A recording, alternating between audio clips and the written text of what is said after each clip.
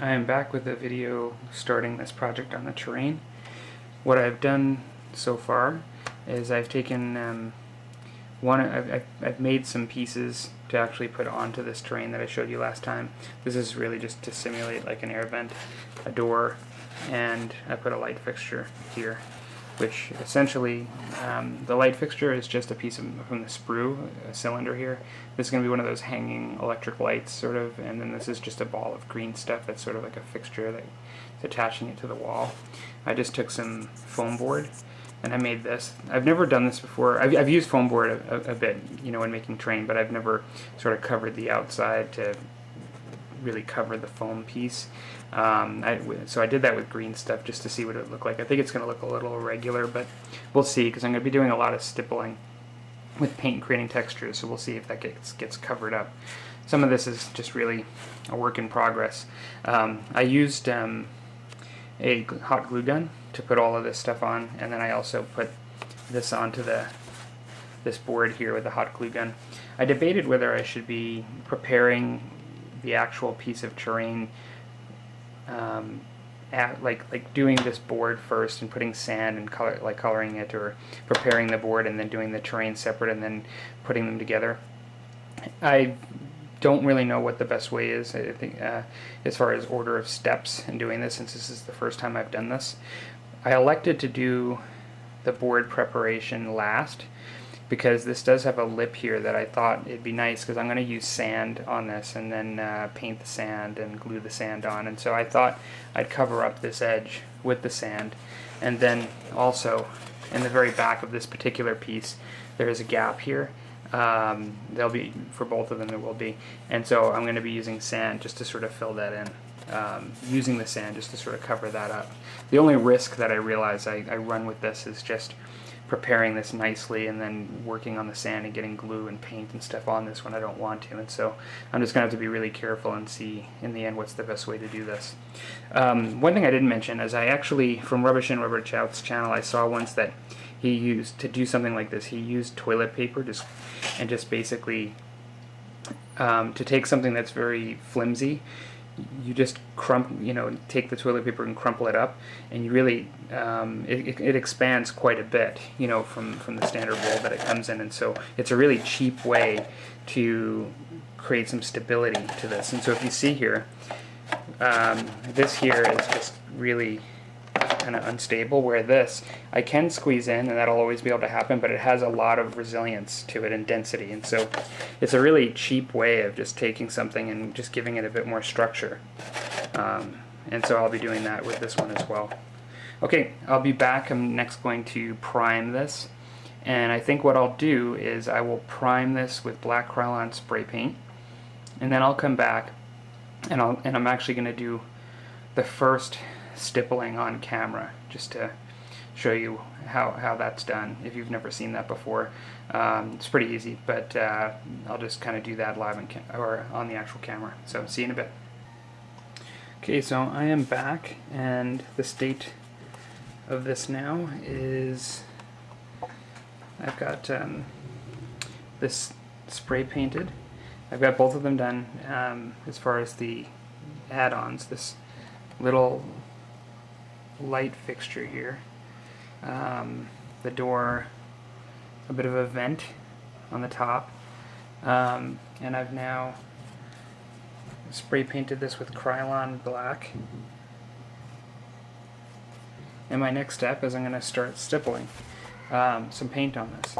Now the primary base paint of this is going to be a beige, and so this is tan, tan.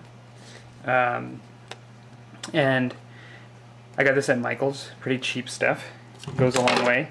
I also have some black, same brand, it's just from Michael's, it's a large thing. And what I did for the paint for this first stippling is I've actually put some black in with this tan, because I want it to be a bit of a darker color.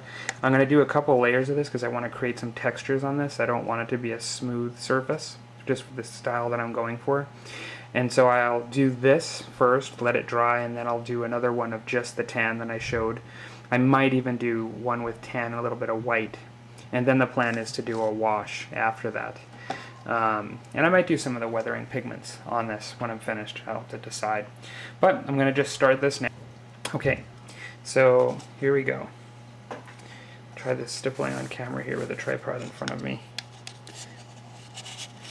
It's been a little while since I did my ruin video, but from what I remember, you don't want to have like globs of paint on. You just want the brush to have a layer and some paint on it, but not. You want to still get the indentation from the bristle, so you don't want it to be too coated. I'm just going to start with the back here and to see how it comes out.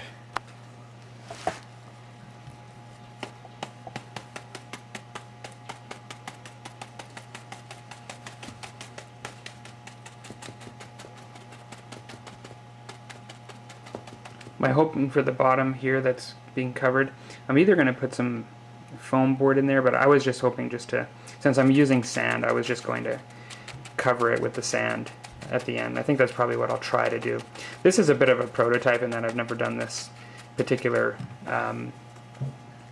style with the sand before, and this really even just using plastic toy packages, I guess. I don't know why I'm searching for the word there for this terrain, but even painting smooth plastic with Krylon and then working with the stippling effect like this is different than what I've done before. I've used the foam board before. One thing I am noticing that's different is it's harder to build a texture up. Like I know before on the foam board, I think I was getting a bit of a texture build up a little bit quicker.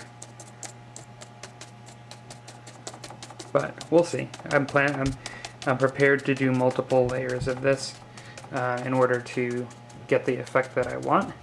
And this is just that first layer, hoping that the paint will grab onto it. So I'm going to just now finish this and show this maybe in fast motion. And be back to you when this first coat is finished.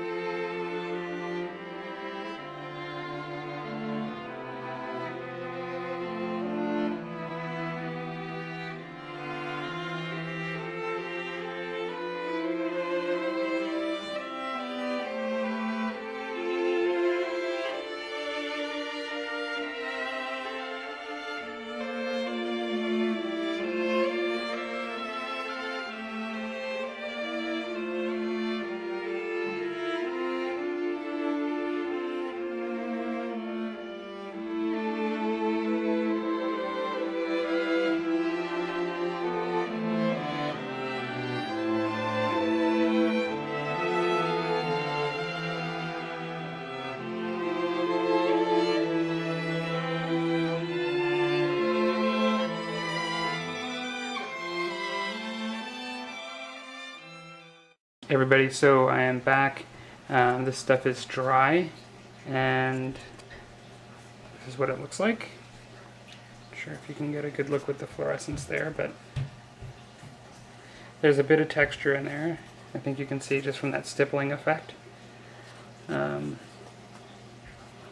it's definitely darker than this paint, because I put that black in there, but what I've done now is rather than just use the straight paint like I said, I've actually taken a bunch of white, because I don't mind if it gets a little lighter, and I've mixed into this cup some white to now lighten it up and do some further texturing and stippling.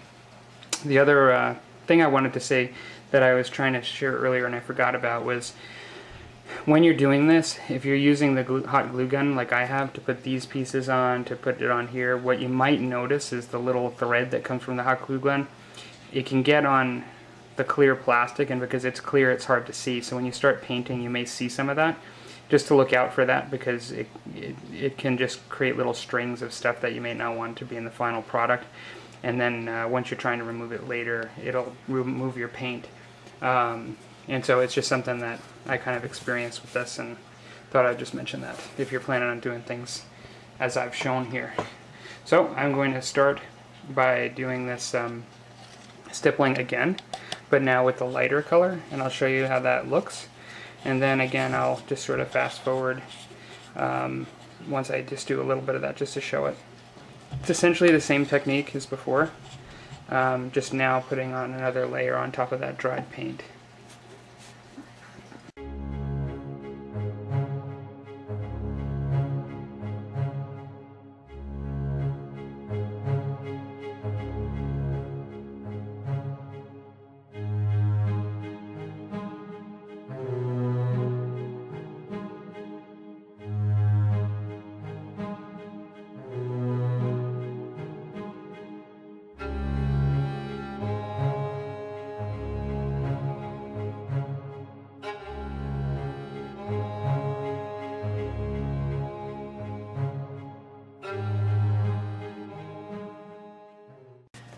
Hey everybody, so I'm back after my second coat. Just to give you an understanding, you can maybe see the texture there as I turn this, that by that stippling effect I've created a texture rather than that smooth black paint look that I had initially. That's kind of what I was going for. Don't have to do it that way, but I could have just did a nice smooth spray, kind of made like a nice sheet metal kind of look, but it's not what I chose to do. So what I'm going to do now is just show you how, if you don't know how to make a simple wash. I'm going to continue to just mention some of the people that I've learned this stuff from, but Rubbish In, Rubbish Out is where I sort of learned some of these techniques, in his YouTube channel. Check it out. He's got some great videos.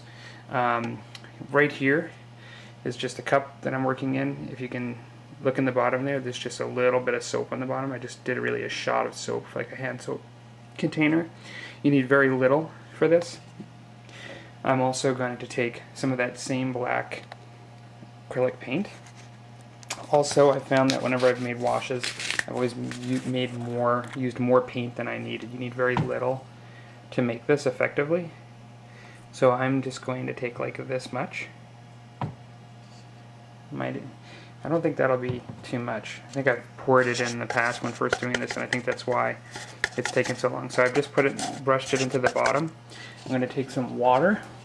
I've got my soap and my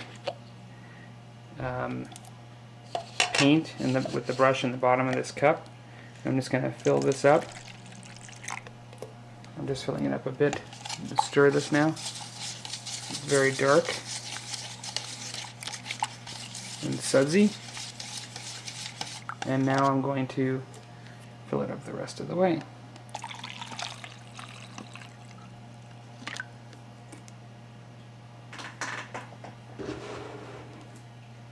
So now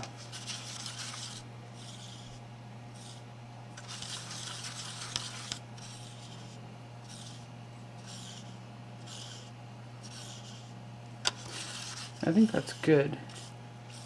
One thing about this is I can always, if I want it to be darker, I can always do it more. But I think that that's good. And so I'm now going to just cover this model with this. If I do that, I'll cap my paint so I don't have an accident while I'm working. Okay.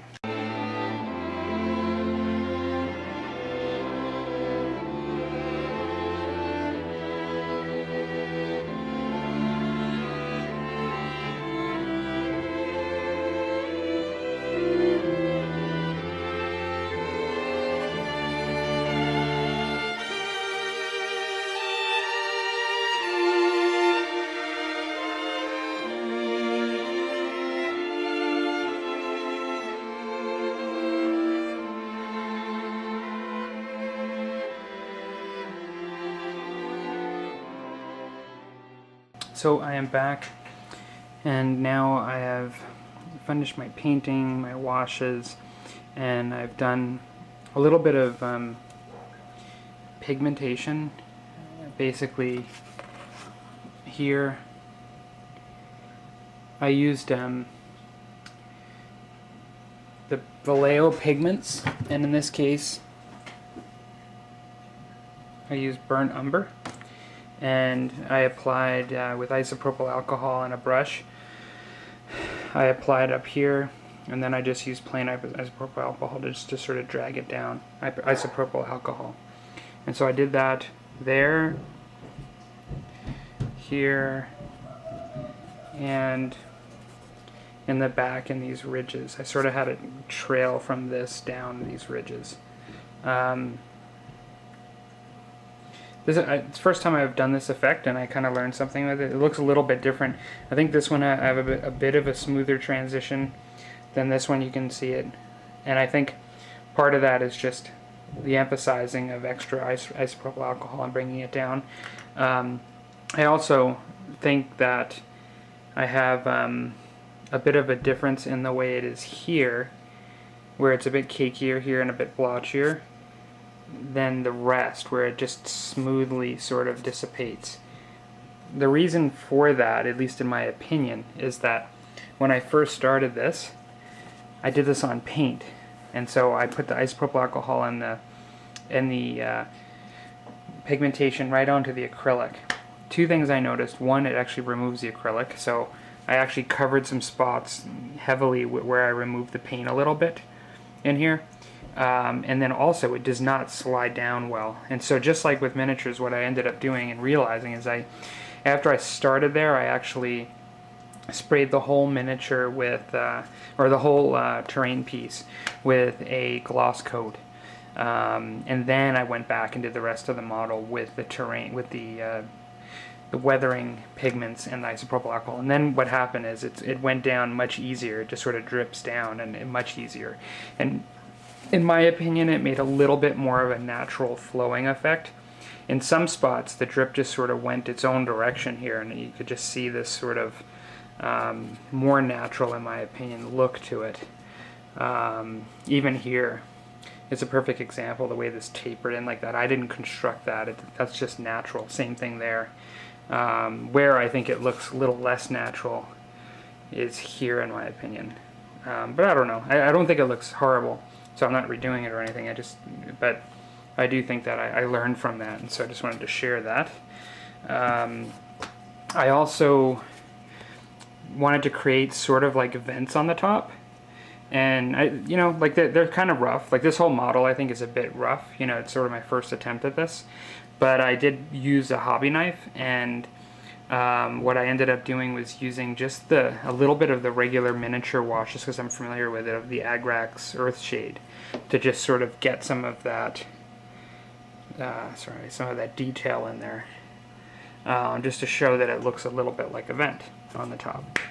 And so next up, I also did the front of the lights here with that stuff, just to show a bit of weathering and just stuff collecting and dripping down, kind of like rust.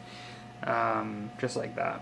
And so next up, I am going to paint the light itself to show some light, some ambient light, and then I think next I'm going to do the sand and color the sand. And so I'll be using glue and sand and paint like on this, and I'm going to try to cover this with sand, as well as this gap here. I'm going to bunch it up and sort of try to cover all that. And so that will be new for me, and I will be back with another video showing that. Hope you guys are liking it so far. Talk to you later. Thanks.